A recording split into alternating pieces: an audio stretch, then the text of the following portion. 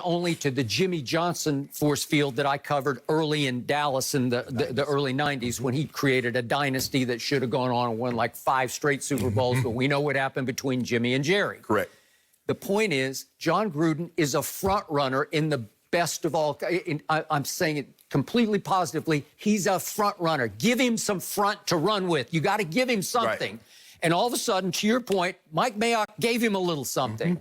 So let's talk about Darren Waller, who took the game over last night.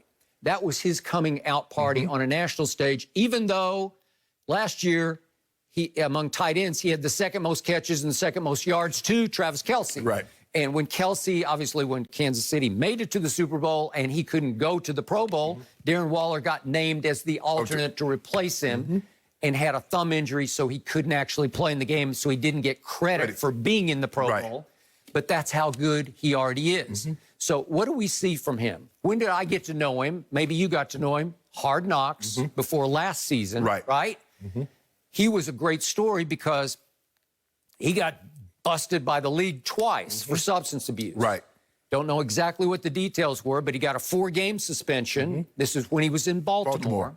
And then he got a whole year suspension. And he talked open-heartedly on Hard Knocks about, I blew it. I nearly ruined my whole career. And God bless him. I want to knock on wood for him. I hope he's going to stay on the straight and narrow. So do I. It can be a problem. The demons can creep back every day. When you least expect it.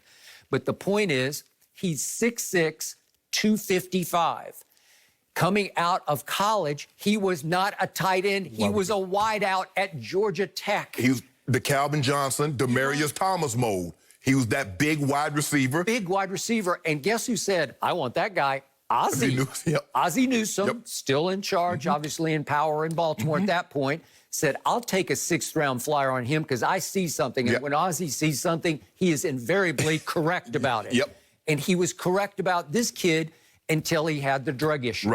And then all of a sudden, they had to keep him on the practice squad. And Mike Mayock said, I'll claim him off your practice squad. And all of a sudden, going into Hard Knocks, he's a brand new Oakland Raider, right? So what do we see now? He ran, coming out of college, he ran 4.46.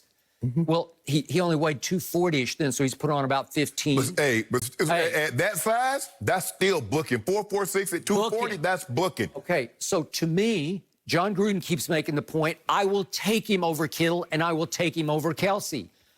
I don't blame him. I would too. As a pure pass catcher, you help me. You are in the Hall of Fame at that position. This is pure pass catching. You want to talk about matchup nightmare? They tried everything. They would bracket him. They would double him. They would try their best DB on him. They put Lattimore on him.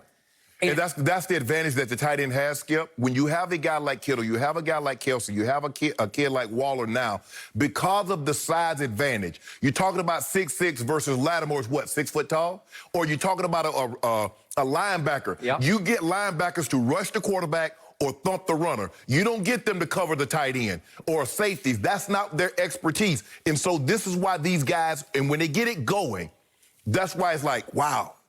It's such a mismatch when you have that guy. Skip, they tried everything. And I'm like, bro, y'all better double him. Y'all might as well say, look, Lattimore, you take a wide receiver. We're going to bracket him with a linebacker and a safety because you're trying to go one-on-one, and that's not the answer for him. Derek Carr has such a wavelength with him. He's so dependent now on Darren Waller that it doesn't matter what the coverage is saying. He's just going to throw it to him because he thinks he can beat any kind of coverage. And oftentimes last night, 16 targets, 12 catches, he did. And to my eye test, he is moving at a little different speed in quickness and overall speed than Kelce or Kittle can move at. To me, it's hard to argue with what Travis Kelce has done on the biggest stages in the sport. 4 straight 1,000-yard seasons. And it's hard to...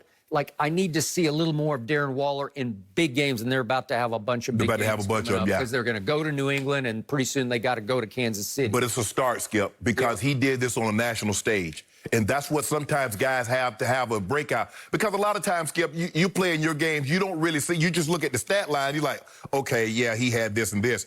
But everybody watches Monday Night Football. So everybody's around the TV that's in the NFL, and they're like, well, wait a minute. Man, this kid legit, he can play.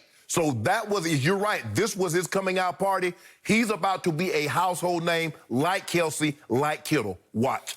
He is right in the middle of the conversation. And when John Gruden says it is astonishing what he has done because this is only his second season in this position, yes, you can relate. Yes, absolutely. It's hard to say, oh, I was split out wide. Now I'm a tight end. And sometimes I'm in tight in the formation, sometimes in the slot. I think the hardest thing to learn for a wide receiver transitioning to tight end, Skip, is to learn how to run routes in a confined area. Because you have to realize when you're outside the numbers, you got all that space.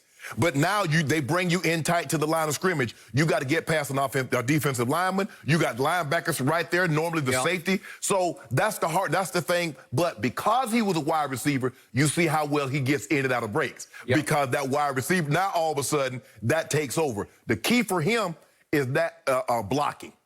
Because, Skip, you got all of a sudden now you blocking 300-pounders. There ain't no DBs you're blocking. You blocking DNs and linebackers now. Yep, and I don't know about that part of it, but I do know John Gruden can call a football game. Yeah. When he gets on a roll, he's over there throwing his fist. He can out clever you. Well, he did. And he was moving Darren Waller all over the place. A lot of motion. Like one time he brought him all the way across the formation when they threw the touchdown pass to the fullback. Right. And just wiped everybody. Everybody's looking, oh, there goes 83, 83. And he runs all the way across the formation, all the way to the flag. Right. And then slide the fullback. And you just slid the foot back into the hole. Drag fullback slide is what we call that place. There's nobody home. Yeah. Oh, that's pretty. Because you know because they run so much down flat, Skip. So now we run the tight end. Okay, here come the tight end. Now they drag the fullback, and there's the fullback wide open for a touchdown. Yep. So they got two kids fairly late in the first round a couple of years back. They got Josh Jacobs, who just can run like a banshee, man. He can just attack you. And it looked like he had a leg issue, like a thigh injury. And he just came back on and just helped kill the clock last night. Richard can get loose, obviously, so you got a pretty good 1-2 punch at running back. Because both of them can run it, both of them can catch it. Okay. And then Jonathan Abram. I've told you before, and you may not remember, but I loved him coming out of Mississippi State before the draft. Yeah, dude, he ran like 4.2, right? He can fly for a safety. And he has no regard for his own body. He's one of those guys who just doesn't care. He will blow himself up, and he will blow you up all at the same time. He blew himself up early last year in the opener, and was it the opener or first game? Yeah, it was his first game. It's a Monday night game. And that was it for his rookie year. So is he still a rookie or is he a veteran? He says he's still a rookie, but he doesn't